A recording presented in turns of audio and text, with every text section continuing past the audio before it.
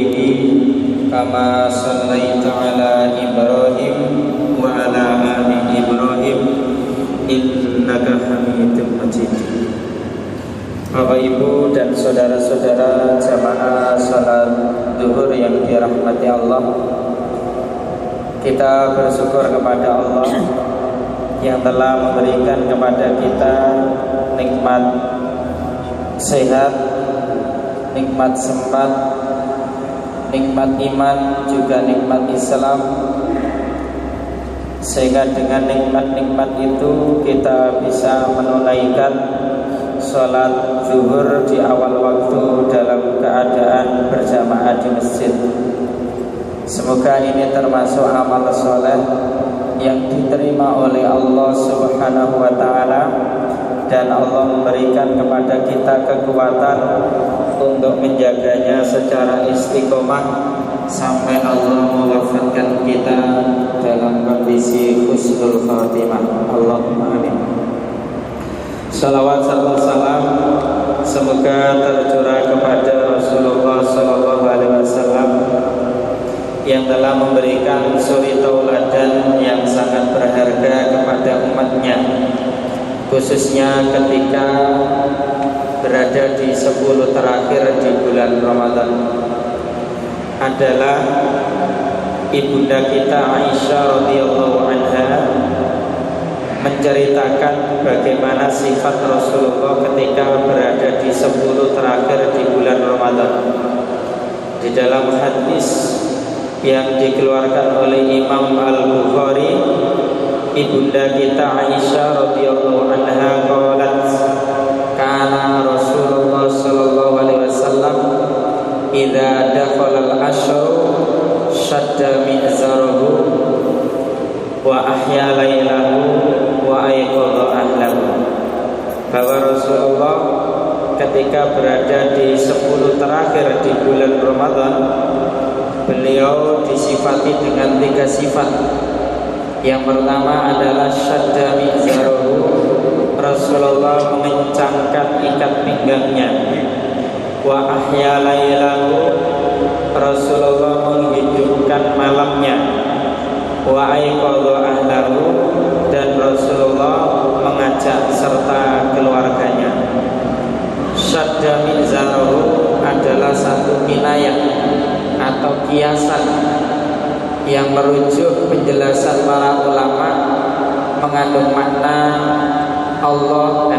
Rasulullah lebih bersungguh-sungguh di dalam beribadah kepada Allah. Sholatnya lebih bersungguh-sungguh, doa dan zikirnya lebih bersungguh-sungguh. Demikian juga tilawah Qur'annya lebih sungguh-sungguh, dan juga amal-amal soleh yang lain yang semuanya berorientasi kepada qurbatun ilallah, mendekatkan diri kepada Allah. Bahkan sebagian ulama juga memaknai syadda mi'zarahu adalah Rasulullah di 10 terakhir di bulan Ramadan itu tidak mencampuri istrinya, karena beliau fokus beribadah kepada Allah yang kita kenal dengan ibadah i'tikaf, siang di masjid, malam di masjid, full selama 10 hari. Bahkan di riwayat yang lain Rasulullah itu diceritakan menjelang wafat beliau, i'tikafnya tidak 10 hari tapi 20 hari.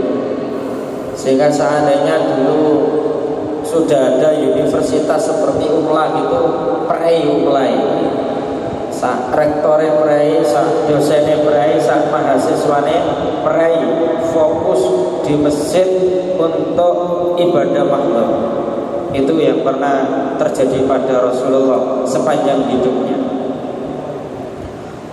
Kemudian ahya lailahu mengandung makna adalah Rasulullah menghidupkan malam itu sedikit tidurnya. Di 10 terakhir di bulan Ramadan itu Rasulullah sedikit tidurnya di malam hari itu. Apa yang dilakukan oleh beliau? beliau memperbanyak sholat, memperbanyak tilawah, memperbanyak doa, memperbanyak zikir. Karena menurut Syekh yang menguasai tentang masalah sirah nabawiyah, bahwasanya ibadah utama pada malam-malam 10 terakhir di bulan Ramadan ada 3, yakni sholat, yang kedua adalah tilawah, yang ketiga adalah memperbanyak doa. Dan ketiga ini bisa terjadi dalam satu kondisi, ketika orang itu melaksanakan sholat dan memperpanjang sholatnya atau memperlama berdirinya. Saat memperlama berdirinya berarti dia sedang memperbanyak tilawah Quran. Kemudian memperbanyak doa itu diwujudkan dengan memperlama sujudnya. Karena aqrabu ma yakunul abdu mir rabbih wa huwa sajidun fa aktsirud du'a fihi. Posisi hamba yang paling dekat dengan Allah saat sholat itu adalah saat sujud, maka perbanyaklah doa saat sujud. Nah, sehingga kalau kemudian sholatnya lama, kemudian sujudnya lama, berarti ini menghimpun sholat, menghimpun tilawah, menghimpun doa.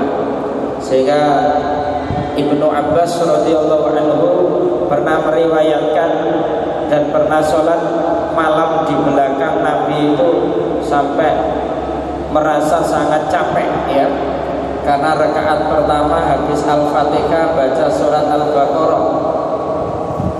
Pertama beliau mengira surat Al-Baqarah tuntas 286 ayat itu rukuk, tapi ternyata ditambah lagi surat Al-Imran. Mengira surat Al-Imran yang jumlahnya 200-an ayat itu habis itu rukuk, tapi ditambah lagi dengan surat An-Nisa.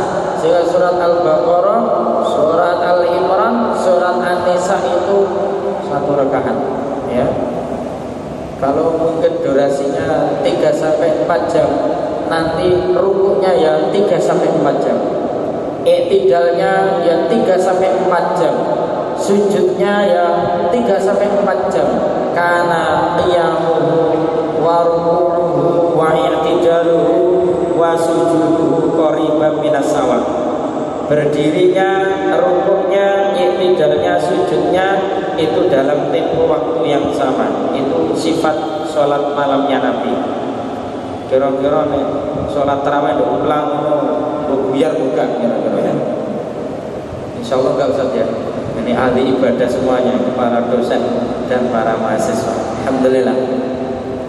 Bapak Ibu yang dirahmati Allah, selanjutnya itu sebagai pembuka, karena materinya adalah pedoman Islami warga Muhammadiyah, tapi ini masih edisi Ramadan sehingga tetap lingkupnya Ramadan. Pak, saya ambil ini temanya. Kita akan bersama-sama mengkaji tentang mabahis fi Lailatul Qadri, pembahasan seputar Lailatul Qadar. Kenapa ini kita pilih dalam ngaji siang ini? Karena tema penting pada 10 terakhir di bulan Ramadan itu diantaranya adalah Lailatul Qadar. Sehingga ini mesti kita pahami secara benar, dan insya Allah warga Muhammadiyah juga berpedoman secara benar di dalam memandang dan menilai serta mengimani Lailatul Qadar. Sehingga nanti ada beberapa kaidah penting yang wajib kita pedomi dan kita yakini bertalian tentang masalah Lailatul Qadar. Yang pertama, bahwasanya orang mukmin yang jujur imannya itu mesti meyakini Lailatul Qadar itu pasti turun setahun sekali, dan pasti turun pada bulan Ramadan, dan pasti turun pada 10 terakhir di bulan Ramadan. ada sekian banyak dalil, khususnya dari dalil-dalil hadis yang membicarakan tentang kepastian turunnya malam qadar pada 10 terakhir di bulan Ramadan. Karena banyak dalil, yang saya hafal cuma satu ya. Nanti selanjutnya tanya sama Syekh Kubi Mulyono ini ya. Insyaallah saya grogi ini di tungguin di depan pas ini. Ya, sehingga saya sampaikan untuk kaidah pertama ini hanya satu dalil ya. Rasulullah Shallallahu Alaihi Wasallam bersabda, taharraw lailatul qadri fil ashril awakhir min Ramadan. Carilah, burulah, incarlah Lailatul Qadar itu pada 10 terakhir di bulan Ramadan. Ini jelas sekali perintahnya Nabi, pakai fi'il amr misalnya ya. Dan mungkin Nabi perintah, sedangkan objek yang diperintahkan itu sesuatu yang kosong dan tidak ada. Tidak mungkin, suatu hal yang sangat mustahil. Sehingga dari sini kemudian para ulama ngambil istinbat, Lailatul Qadar itu pasti turun setahun sekali, dan pasti turun pada bulan Ramadan, dan pasti turun pada 10 terakhir di bulan Ramadan. Kita disuruh mencari, disuruh mengincar, disuruh mengintai bahwasanya Lailatul Qadar itu pada 10 terakhir di bulan Ramadan. Kaidah yang kedua, Lailatul Qadar termasuk amrun min umuril ghaibiyah, salah satu perkara dari perkara-perkara gaib. Ketika kita membahas tentang perkara gaib, itu harus mesti berhenti pada dalil. Tidak boleh akal itu kemudian mereka-reka, mengira-ngira, karena nanti yang terjadi kebingungan ketika perkara gaib, kemudian akal itu yang mendominasi untuk mendiskusikannya. Kalau perkara gaib yang dibicarakan oleh Allah dan Rasulnya, maka kita mesti tidak bisa tidak harus merujuk kepada dalil Quran maupun dalil hadis. Ini perlu kita mantapkan Bapak Ibu. Soalnya sebagian orang itu kemudian menyebar satu tasyik, keraguan-raguan. Iyota malam qadar itu turun. Nek turunnya itu malam, itu bagaimana? Ini kan sudah main akal semua ini ya. Karena masing-masing negara itu punya selisih waktu ya. Taruhlah nanti lebih turun di Indonesia, Arab Saudi cuma berapa menit kan baru mikirin. Padahal kita tidak ditugasi untuk mikir itu ya. Kita ditugasi untuk bersungguh-sungguh di dalam beribadah, bersungguh-sungguh di dalam berdoa dengan harapan supaya dapat Lailatul Qadar. Tidak ditugasi untuk mikir model turunnya piye, terus durasi ini antara negara satu dengan negara lain. Nah, itu tidak usah kita pikir. Semakin banyak pikir masalah itu kan tambah pintar tapi tambah goblok ya. Soalnya masalah gue ya. Jadi harus berhenti pada dalil. Yang ketiga, agar kita bersemangat di dalam mencari, memburu, mengintai Lailatul Qadar, kita mesti harus mengetahui keistimewaan dan keutamaan malam Qadar. Berdasarkan penelusuran dari dalil-dalil Quran maupun dalil-dalil hadis, maka ditemukan satu simpulan bahwasanya Lailatul Qadar itu mempunyai 7 keistimewaan ya, 7 keistimewaan.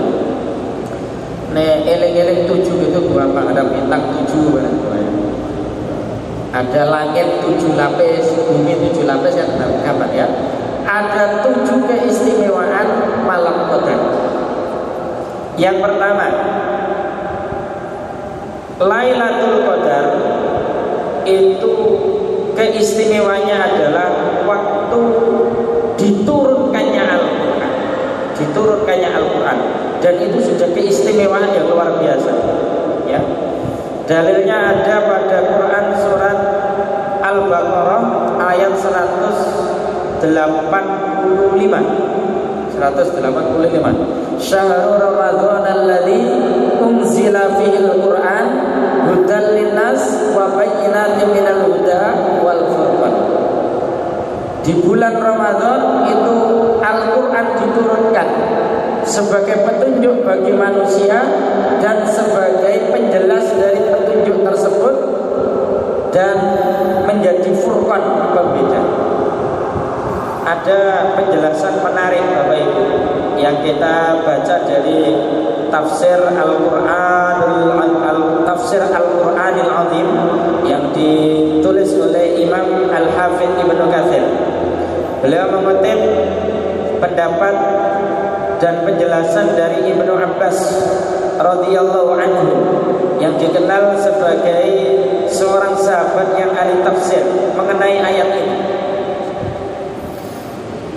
Di dalam tafsir itu disebutkan Ibnu Abbas memberikan penjelasan lil Qur'ani tanzilani nuzuluhu jumlatan wahidatan wa nuzuluhu munajjaman wa tadrijiyan.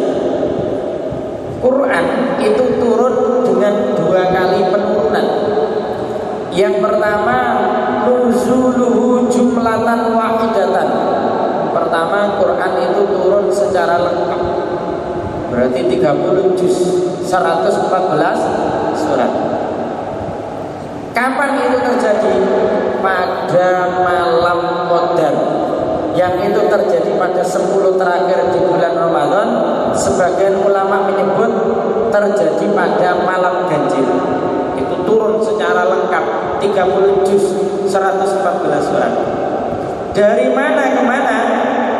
Min lauhil mahfuz ila sama'id dunya wa kana bi mawaqi'in nujum wa yusamma aidha baitul izzah. Dari lauhul mahfuz ke langit dunia, di mana langit dunia itu adalah tempatnya bintang-bintang, disebut juga baitul izzah. Lauhul mahfuz itu di atas langit yang ketujuh. Sedangkan langit dunia, apa yang bisa kita pandang dengan mata telanjang kita ke langit itu, ke atas itu langit dunia. Sebagian mufakir Islam menyebut Baitul Izzah itu sentralnya tepat di atas Ka'bah. Quran turun dari langit dunia, dari Lauhul Mahfuz ke langit dunia itu pada malam Qadar, lengkap 30 juz. Selanjutnya wanuzuluhu munajjaman wa tadrijiyan. Selanjutnya Quran itu turun secara berangsur-angsur. Minas sama'id dunya ila Rasulillah sallallahu alaihi wasallam, dari langit dunia kepada Rasulullah sallallahu alaihi wasallam, dan itu memakan waktu 23 tahun. 13 tahun di Mekah, 10 tahun di Madinah. Dan wahyu yang pertama kali turun surat Al-Alaq 5 ayat, Iqra itu sampai 5 ayat berikutnya. Sebagian ahli sejarah menyebut itu juga terjadi pada bulan Ramadan. Bahkan disebut tanggalnya 17 Ramadan. Sehingga peringatan nuzulul Quran itu jadi ono pasti 10 terakhir di bulan Ramadan, ya. Ya Ustaz ya. Pasnya itu 10 terakhir di bulan Ramadan. Bukan 17 itu. Karena masih diperdebatkan kalau 17 Ramadan. Bon. Nah, Quran diturunkan pada malam Qadar itu sudah keistimewaan yang luar biasa Bapak Ibu. Karena Quran itu adalah ibarat tali yang diulurkan oleh Allah dari langit ke bumi. Barang siapa yang berpedoman kepada tali itu, mau membacanya, mau memahaminya, mau mengamalkannya, mau mendakwakannya, mau memperjuangkan dan membelanya, dia pasti beruntung, dia pasti selamat. Di dunia akan selamat dari fitnah, syubhat dan syahwat. Di akhirat akan selamat dari kobaran api neraka. Tapi barang siapa yang tidak berpedoman kepada Al-Quran, moco gak gelem, pahami gak gelem, apa maneh ngamalno, apa maneh mendakwakan, apalagi memperjuangkan, dia pasti binasa, pasti amburadul pasti bingung no. Dadi rakyat yo bingung no. Apa maneh dadi pemimpin bingung no wong akeh ketika tidak mau berpedoman pada Quran. Serius, amburadul, pikirannya sering konslet kalau tidak berpedoman kepada Quran dan hadis. Sudah terbukti, sangat gelek dewe, ya. Dan yang pertama, yang kedua, Lailatul Qadar keistimewaannya adalah disifati dengan satu malam yang lebih baik daripada 1000 bulan. Lebih baik, bukan sama, ya. Karena lafaz ayatnya itu Lailatul Qadri khairum min alfi syahr. Khairun ini menurut ahli nahwu itu isim tafdhil. Luwe apik, bukan sama. Lebih baik daripada 1000 bulan. Sehingga kalau kita 10 terakhir di bulan Ramadan itu terus istiqomah beribadah, kemudian Allah memberi kita Lailatul Qadar, berarti Masya Allah kita sama halnya dengan beribadah lebih dari 83 tahun plus 4 bulan, lebih dari itu. Dan ini sebuah usia produktif yang luar biasa, ya. Soalnya rata-rata umur kita, rata-rata Bapak Ibu itu tidak akan sampai 80 rata-rata, dan kebanyakan umur kita tidak akan sampai 80 ke atas. Kok tahu? Ya, soalnya Nabi menyebut, ya. Nabi menyebut dalam sabdanya, "A'maru ummati ma baina sittina wa sab'ina wa aqalluhum may yajuzu duna dzalik." Umur umatku itu berkisar antara 60 sampai 70 tahun. Yang melebihi dari usia itu juga ada, tapi jumlahnya sedikit, tidak banyak. Yang 80 ada, yang 90 ada, yang 100 tahun juga ada, tapi jumlahnya enggak banyak, jumlahnya sedikit. Wa aqalluhum may yajuzu duna dzalik. Umur Nabi saja 63 tahun, umur Nabi Muhammad. Nek ana umate umure kok luwih teko Nabi Muhammad, ya, lebih dari 63 tahun, berarti dia telah dapat bonus yang banyak. Sudah dapat bonus yang banyak. Dan mestinya dengan umur itu dia mestinya harus masuk surga. Karena berarti sekian lama dia telah diberi kesempatan oleh Allah untuk memperbaiki kualitas ibadahnya, dan sekian lama telah diberi kesempatan oleh Allah untuk taubat. Sehingga dalam beberapa asar itu disebut, nek ana menungso umure luwih teko 23 tahun, 70 tahun, 80 tahun sampai gak mlebu surga temenan, bakal dibandemi malaikat untuk neraka. Ditanya betul itu, ngelampaui kamu itu, ya, sampai umur sekian banyak kok tidak masuk surga. Kan menjadi tawanan Allah di dunia, ya Ustaz, ya. Ada kan hadisnya itu, ya. Seperti itu. Bon, ini sehingga kalau kita beribadah 10 terakhir di bulan Ramadan ini Masya Allah peluangnya besar, sama halnya dengan kita itu beribadah lebih dari 83 tahun lebih dari itu.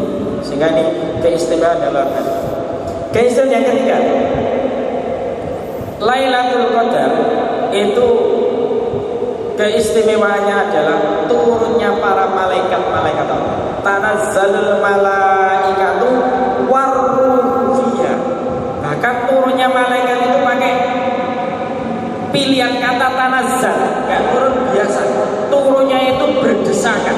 Berarti banyak malaikat yang turun ke muka bumi. Kami pernah membaca satu kitab yang ditulis oleh Dr. Quraisyihab. Beliau memaknai Lailatul Qadar itu dengan Lailatul Qadri, malam yang penuh sesak, malam yang sempit. Kenapa kok disebut malam yang penuh sesak dan malam yang sempit? Karena saat itu bumi itu penuh sesak dengan malaikat-malaikat Allah. Tanazzalul malaikatu waruhu fiha. Bahkan yang turun itu termasuk malak Jibril. Sedangkan malak Jibril itu aminun fis sama, malaikat yang paling makhluk yang paling terpercaya malam yang dahsyat, malam yang dahsyat, malam yang dahsyat Bapak Ibu. Sampai malaikat-malaikat sekian banyak itu turun. Nah, turunnya malaikat-malaikat Allah itu membersamai turunnya ampunan Allah, membersamai turunnya barokah dari Allah, membersamai turunnya rahmat dari Allah. Sehingga mereka yang beribadah di 10 terakhir di bulan Ramadan itu berpeluang besar untuk mendapatkan ampunan, mendapatkan rahmat, juga mendapatkan barokah dari Allah Subhanahu wa taala. Mudah-mudahan kita termasuk di dalamnya. Allahumma amin. Keistimewaan yang keempat. Keistimewaan yang keempat, ya. Lailatul Qadar itu mempunyai keistimewaan malam perincian takdir. Malam perincian takdir, artinya takdir kita 1 tahun ke depan itu dirinci pada malam Qadar, dirinci pada malam Qadar. Dalilnya ada pada Quran surat Ad-Dukhan ayat 4. Fiha yufraqu kullu amrin hakim. Di malam Qadar itu dirinci seluruh urusan, dirinci seluruh urusan takdir. Imam An-Nawawi menyebut rahimahullah ta'ala itu sebagai at-takdir as-sanawi, takdir tahunan, itu dirinci pada pada malam Qadar. Nah, kalau pada malam Qadar itu kemudian malam perincian takdir, ya, berarti kita juga punya peluang besar kalau kita beribadah pada 10 terakhir di bulan Ramadan itu. Kita punya harapan besar, mudah-mudahan takdir yang ditetapkan Allah kepada kita adalah takdir yang baik. Kalau ada takdir yang buruk, mudah-mudahan Allah mengganti dan mengubah. Karena yang berhak untuk mengganti, menghapus, mengubah takdir itu adalah Allah. Dan berdasarkan dalil-dalil secara tekstual, takdir itu memang bisa berubah. Dan hadis riwayat Tirmidzi menyebutkan la yuraddul qada illa du'a wa la yazidul umur illa al-ilm. Tidak ada yang bisa menolak takdirnya Allah kecuali doa, dan tidak ada yang bisa menambah umur kecuali kebaikan. Di dalam doa kunut itu juga ada kaitannya, kita minta takdir itu diubah oleh Allah, atau supaya takdir itu adalah takdir yang baik. Itu dalam doa kunut yang kita baca di setiap sholat witir, ya Ustaz, ya. Itu Allahumma hdina fiman hadait, wa afina fiman afait, wa tawallana fiman tawallait, wa barik lana fima atait, wa qina syarra ma qadait, fa innaka taqdi wa la yuqda alaik, wa inna la yadhillu man walait, tabaraka rabbana wa ta'ala. Dari situ, ya, bisa berubah bi'idznillah azza wa jalla. Bahkan ada juga satu riwayat yang pernah kami baca, tapi sanad dan matanya sebagian ahli hadis ada yang istilahnya itu mempermasalahkan. Tapi ini karena ada dukungan hadis-hadis yang lain, nanti bisa jadi hadis seperti ini naik derajat yang awalnya dhaif menjadi hasan riwayat. Ada hadis begini, Pak, ini menakjubkan hadis ini. Jadi kan ringnya, nomor cuma atau macam mana? Jangan salah paham ya. Ra'aitul barihata ajaban, ra'aitu rajulan min ummati atahul malakul mauti liyuqbidha ruhah waja'a birrun walidayhi faraddal malakal mauti al hadis kau kama qala, ya. Ra'aitul barihata ajaban, tadi malam kata Nabi, aku diberi mimpi yang menakjubkan. Ra'aitu rajulan min ummati, di dalam mimpiku aku melihat ada seseorang di kalangan umatku atahul malakul mauti liyuqbidha, yang didatangi malaikat pencabut nyawa untuk mencabut nyawanya. Wajah abirul walidayhi, tapi tiba-tiba datanglah amal baiknya kepada orang tuanya. Faraddal malakal mauti anhu, maka amal baiknya kepada kedua orang tuanya itu menolak malaikat kematian. Gak situ mati, gak situ mati.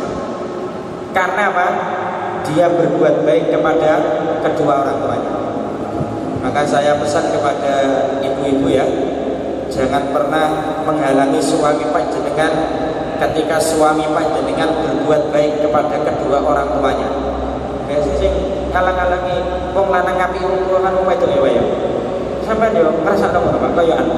Ya. Oke. Oh, kalau mungkin para baik itu termasuk kau ya. Padahal ini ternyata itu bisa menambah umur. Bismillah, bisa menambah umur sampai malaikat mau mencabut nyawa. Tidak jadi karena tiba-tiba ada birrul walidain yang luar biasa ini yang menolak malaikat kematian. Tidak jadi mati, tidak jadi dicabut nyawanya orang itu. Karena baiknya perbuatan baiknya kepada orang tuanya. Nah ini juga satu riwayat yang menunjukkan takdir itu bisa berubah. Sehingga istimewa Pak. Nanti kita begadang 10 terakhir di bulan Ramadan. Saya juga pesan kepada mas-mas mahasiswa ini khususnya ya, begadang sampean bukan melihat Piala Dunia. Tidak, sia-sia umur sampean melihat Piala Dunia jam 12 dalu, jam 1 dalu. Begadangnya orang mukmin itu di 10 terakhir di bulan Ramadan ini ya, untuk mengincar dan memburu malam qadar. Mana di masjid iki wapi ingin enak ingin kok masuk sampean gak kerasan begini ya, untuk memburu Lailatul Qadar. Ini istimewa. Dan keistimewaan yang ke-5 ya, Lailatul Qadar itu disifati dengan malam yang penuh dengan keselamatan. Salamun hiya hatta matla'il fajar. Ya, malam yang penuh dengan keselamatan, kedamaian sampai terbitnya fajar. Sehingga Lailatul Qadar itu menurut penjelasan para ulama itu turunnya awal malam, mungkin maghrib, sampai sebelum terbit fajar. Shooting. Itu durasi waktunya, ya. Nah, untuk salamun ya hatta matla'il fajar itu ada beberapa makna. Makna yang pertama adalah di malam itu banyak manusia yang dimerdekakan dari api neraka. Utako uminakan, banyak manusia yang dibebaskan dari api neraka. Kemudian kita termasuk di dalamnya. Kalau kita sampai termasuk di dalamnya orang-orang yang dimerdekakan dari api neraka, itu artinya kita mesti melebur surga. Dan itu parameter sukses yang paling inti dalam kehidupan orang mukmin. Faman zuhziha 'anil nar wa udkhilal jannah faqad faza. Barang siapa yang diselamatkan dari api neraka dan dimasukkan ke dalam surga, itulah orang yang sukses. Orang sukses seperti itu. Ya. Ini makna yang pertama. Makna yang kedua, di malam qadar itu setan tidak satu pun bisa berkutik dan keluar. Sehingga malam itu berbeda dengan malam-malam yang lain. Dalam hadis Nabi itu, Nabi menyebutkan ciri-ciri malam qadar. Ciri-cirinya itu tolaqah, baljah, laharah, wala baridah. Malam itu cerah, tenang, lebih cerah dan lebih tenang dari malam-malam yang lain. Ya, juga laharah wala baridah. Suhu di malam itu tidak panas, juga tidak dingin, tidak terlalu panas, tidak terlalu dingin. Kalau malamnya itu malam qadar, maka keesokan harinya sinar matahari itu tidak menyengat panasnya, tidak menyengat panasnya. Cuma jenengan gak usah jadi tanda-tandanya, gak usah. Soalnya itu tidak diberitakan. Hanya Nabi menyebut memberitakan gitu ya, memberitakan. Tapi kita tidak diberitakan untuk nyari tanda-tandanya. Oh yang sampai umum, gilai tanda-tandanya toh. Pemana mau jawab yang barang aku gak bisa jawab ya. Ya karena ini masalah ghaibiyah. Cuma Nabi memang menyebutkan tanda-tandanya seperti itu. Dan di sebagian orang di antara hamba Allah itu ada yang kemudian dirasakan oleh Allah. Ada. Siapa? Ya bisa jadi saya, bisa jenengan nanti. Yang dikehendaki oleh Allah dirasakan itu malam berbeda dengan malam yang lain. Soalnya Aisyah juga memberikan kesaksian. Ketika Aisyah bertanya kepada Nabi, ya Rasulullah, ara'aita in alimtu ayya lailatin lailatul qadar ma aqulu fiha. Itu artinya bahwasanya ada di antara Allah yang dirasakan malam itu adalah malam qadar. Aisyah mengatakan, ya Rasulullah, bagaimana pendapatmu jika nanti suatu malam itu saya merasakan malam itu adalah malam qadar, doa apa yang aku ucapkan? Berarti ada yang dirasakan. Ada di antara hamba Allah yang dirasakan dan diberitahu oleh Allah melalui insting dan imannya bahwa saya pada malam. Nah, dari sampai di sini Bapak Ibu tentang tanda-tanda malam qadar ini. Kami pernah membaca satu risalah yang ditulis oleh Ustadz Badrul Tamam, ya, tentang adanya ini penelitian dari NASA. Jadi Badan Antariksa Amerika, NASA itu ya, itu juga penasaran terhadap tanda-tanda malam qadar itu. Kok iso malam itu lebih tenang daripada malam yang lainnya? Suhunya itu tidak begitu panas, tidak begitu dingin, terus matahari kok melemah sinarnya. Itu ada apa? Itu kemudian diselidiki. Wong kafir itu juga baca hadis. Jangan kita anggap wong kafir nggak baca hadis, ya. Akhirnya diselidiki. Di 10 terakhir di bulan Ramadan itu dia pasang teleskop apa ya, alat apa itu untuk mendeteksi fenomena malam qadar itu. Nah, itu hasil penelitiannya begini. Di setiap malam itu kurang lebih ada, setiap malamnya itu 200 juta lebih meteor yang jatuh ke atmosfer bumi. Itu setiap malam. Tapi pada malam qadar itu tidak satu pun meteor yang jatuh ke atmosfer bumi. Wallah alam bisa jadi dengan sebab ini kemudian fenomena alam itu berubah. Suhunya baridah, tolakoh, lahar wala baridah. Kemudian keesokan harinya itu sinar matahari melemah, sinarnya tidak begitu menyengat panas. Sekali lagi kita tidak disuruh untuk mencari tanda-tandanya. Pokoknya kalau sampai merasakan seperti itu, ya bisa jadi itulah malam qadar. Itu aja, ya Pak ya. Tapi nanti bisa jadi satu dengan yang lain juga berbeda, tergantung kadar imannya masing-masing. Nek kadar imannya lebih tinggi dan lebih soleh, dia yang lebih benar, insya Allah seperti itu. Sehingga nanti dikomparasikan Pak, kamu ini nakal pegang utara ya, dibandingi kok itu nakal di arah utara. Nanti nek kok alim kok berarti ini kok sebenarnya ya. Soalnya kan pokoknya terjadi di malam-malam ganjil kan begitu. Bahkan Ibnu Qudamah itu ada kemungkinan juga turun di malam genap. Ada begitu juga turun di malam genap juga. Ya, pokoknya di 10 terakhir di bulan Ramadan. Keistimewaan yang keenam, Lailatul Qadar itu disifati sebagai malam yang Lailatul Mubarakah. Dalilnya ada pada Quran surat Ad-Dukhan ayat 3. Inna anzalnahu fi lailatin mubarakah inna kunna munzirin. Sesungguhnya kami Allah menurunkan Al-Quran itu di malam yang penuh berkah. Sehingga kalau kita bicara berkah ya, seperti kemarin yang sudah saya sampaikan itu, berkah itu paling tidak maknanya 3. 1, asyadatuwan nama, bertambah dan berkembang kebaikan, sehingga bertambah terus kebaikannya, amalnya, pahalanya. Yang kedua, as-suhud wal luzum, tetapnya dan langgengnya kebaikan. Kemudian yang barokah itu juga bisa bermakna as-sa'adah, kebahagiaan. Berarti mencakup 3 itu ya. Yang bertambah, yang bertambah, yang tetap, yang bahagia. Wayai loro ya tetap bahagia dengan sabar. Wayai kaloro duwe akeh awak sehat, bahagia dengan syukur. As-sa'adah, uripe barokah, seperti itu. Yang terakhir, yang ketujuh, Lailatul Qadar disifati dengan malam pengampunan. Berdasarkan hadis riwayat Muslim, man qoma lailatul qadri imanan wa ihtisaban ghufira lahu ma taqaddama min dhanbi. Barang siapa yang pada malam qadar itu berdiri beribadah atas dasar iman dan berharap pahala dari Allah, maka seluruh dosa-dosanya yang lalu itu diampuni oleh Allah. Maka di situ ada doa khusus Bapak Ibu yang bukan wajib ya, yang baik sekali untuk kita baca habis maghrib, habis isya, habis taraweh, atau mungkin saat kita bangun jam 1, jam 2, jam 3 ya.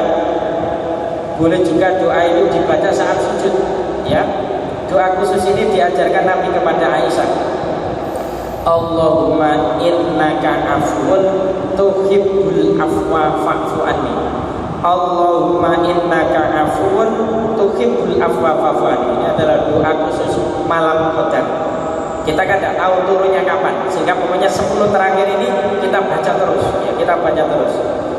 Ya, kita itu minta kepada Allah ampunan Allah yang namanya afun. Menurut pakar bahasa ada perbedaan antara afun dengan maghfirah. Kalau kita dapat afunnya Allah, maka seluruh dosa dan kesalahan kita semuanya diampuni Allah oleh Allah, sekaligus catatan dosa yang ada dalam catatan kitab amal kita itu dihapus semuanya, tak tersisa, sehingga kita dianggap seperti orang tidak pernah berbuat salah dan dosa. Itu kalau dapat afullah ini. Tapi kalau kita hanya sekedar dapat maghfirah, dosa dan kesalahan kita diampuni oleh Allah, tapi catatan dosa itu masih ada dan tertera jelas, dan nanti kita akan ditanya untuk mengakui, dan itu juga sudah semacam siksaan, ya. Bukankah kamu pada tanggal ini di tempat ini selingkuh dengan ini, ya menurut ditanya.